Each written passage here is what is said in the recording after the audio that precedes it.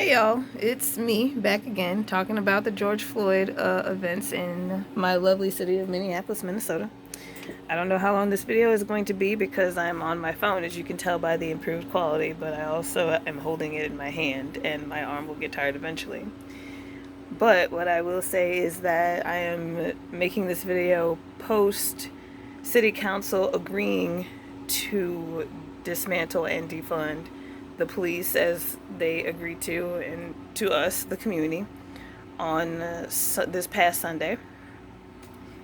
And we definitely have a long way to go for this, because before all this happened, they had just voted to up the budget for MPD to $8 million.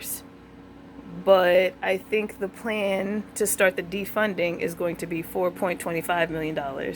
So we're going to see what happens with that, basically. I don't know how that system works. At the meeting, it was held outside at our lovely part at Powderhorn Park. Plenty of room for everyone. They asked us towards the end to get into groups and make out any questions that we have, and also add in what are we willing to do to help with community support in our own way.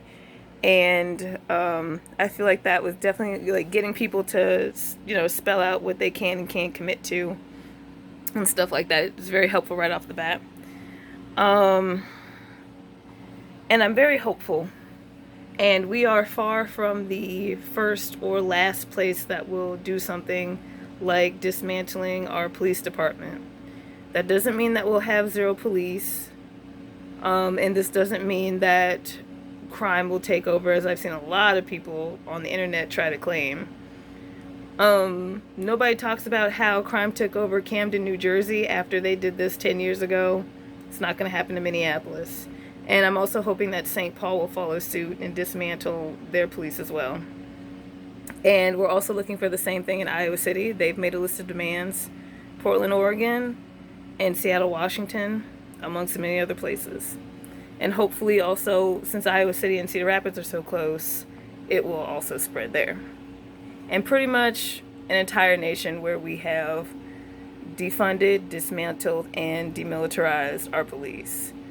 And only have police for situations where they're appropriate, and pretty much let community-led resources handle the rest. So we don't have overworked police. We don't have areas where there is a police supremacy, like how the Minneapolis Police Department felt way too comfortable going through a street on Whittier and shooting people with rubber bullets for being in their front yards and their front porches. Stuff like that needs to end. And demilitarizing the police and getting rid of their supremacy over the community that they don't even live in is a part of that. And for Minneapolis itself, the inception of the police here, of the Minneapolis Police Department, was to protect white settlers as they moved into stolen land. And now today, you have them shooting people with rubber bullets on their front porches. And there's no such thing as reforming a system that was built off of oppression and off of targeting certain groups of people. There's no such thing as that. Get that out of your head. I'm looking forward to moving forward with this community and hopefully being able to stick around, because I have my own personal situations to attend to, and if I can't stay in Minneapolis much longer, it would be unfortunate, but that's just the way life is. But if I can't stay here, I am going to go see what's going on in Camden, New Jersey, to see what, basically a good scope of what the future of Minneapolis will look like, because I'm going to trust everyone here to commit to defending Black lives and defunding the police.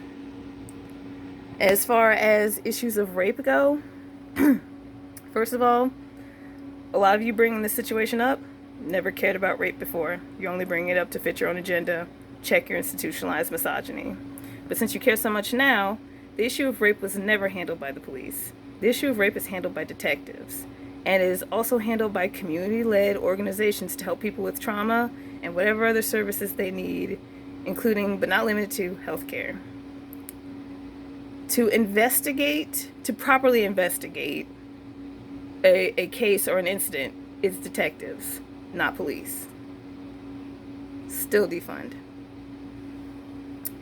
As far as things like Tucker Carlson brought up, like living in gated communities and whatnot, does this look like a fucking gated community to you that I live in? No, we're defunding the police. That can also shut up.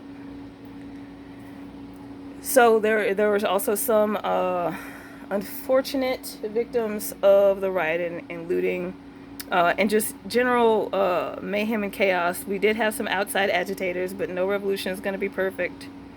If you're looking for reform and revolution to be perfect, get off the planet because you're not going to find it here. People fighting for change, their movement's going to be infiltrated by outsiders and people that don't have right intentions for the community that is fighting.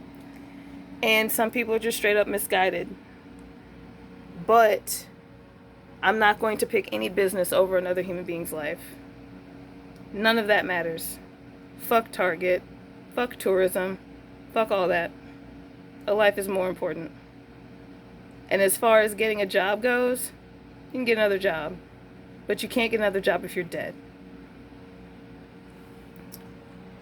So I feel like that's all that needs to be said for right now. And of course, if I have anything else to say, this is my platform to say it.